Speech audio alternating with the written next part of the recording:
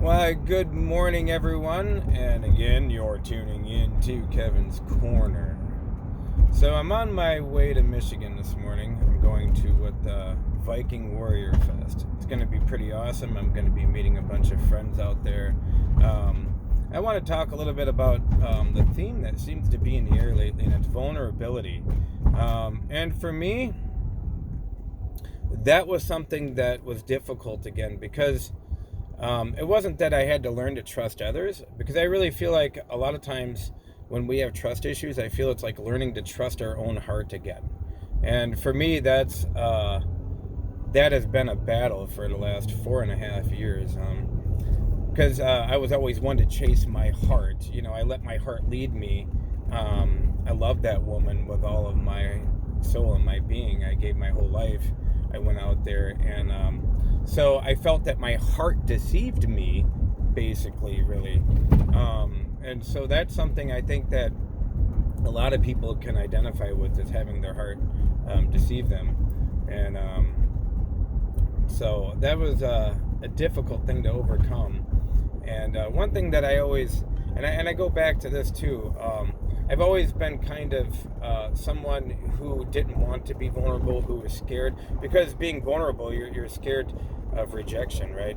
And that goes with everything. But for me, I speak a lot about relationships because I've always been the hopeless romantic, but I'm trying to change that to the hopeful romantic. So, I know that it's out there. I'm becoming it. And so as I embody it, I feel that it will also find its way to me. But I recently, I used to be like the kid that would write all the little notes and put it in the girls' desks, the ones that I liked. And I did that a lot, and I got rejected so many times. I was just like, fuck, maybe this love thing isn't for me. I don't know. I didn't know. So when I was a kid, I thought maybe that was desperate. Maybe you shouldn't do that. Of course, I take no for an answer, though. If a girl says no, I didn't keep dropping notes in her desk or whatnot, But it's a really hard thing to overcome when you can realize that sometimes your insecurities go all the way back to your childhood and things. And so I feel like part of the reason why I've never been kind of someone who would pursue a woman, I would do it like, secretly. Oh man, I'm sure she knows I like her. No, dumbass. But I think that stems back from how I used to, do all that, and then it was always rejected. And really, it wasn't really nothing wrong with me. They just didn't want what I was offering, and I had to be okay with that. You know what I mean? Like, it's hard not to attach an expectation to a message like that to somebody, and it's hard work, really. It is. But recently, I've done that. I've put myself out there, and I don't feel so bad about it. I feel really good about it because at least I let that person know, and and I think that's important, to put that message out there without an expectation tied to it, because even an expectation can put a limit on it, what it can be or what it can't be. And I don't use reverse philosophy either, where I think, think the worst, that way if the good happens, then it'll feel good. No. How about think nothing of it, do it. It's like an act of kindness, okay? When we do an act of kindness, we don't really expect anything in return. You shouldn't.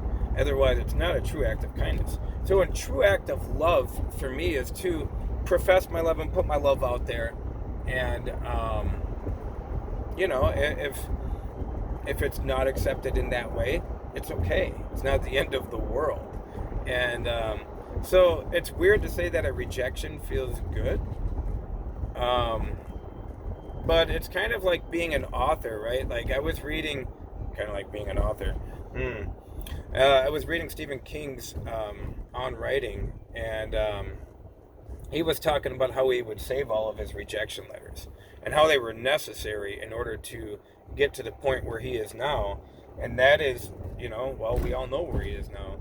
He's a big-time famous author, and it's because he was being patient, and also, what else? He was being consistent with who he was and what he wanted.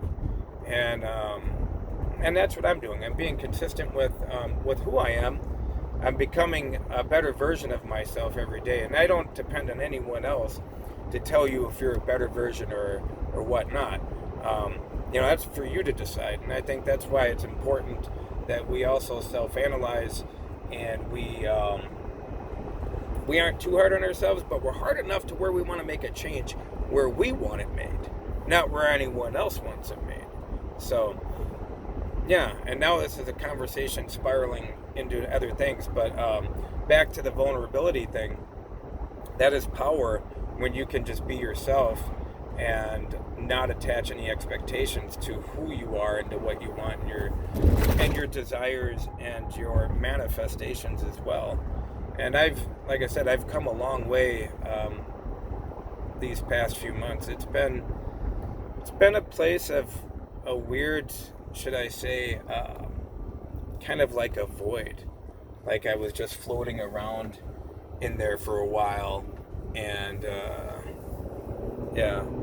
But I have found my direction, I feel, and I'm just letting things unfold now, and I think that's another thing too. When we put expectations, it's also a form of control.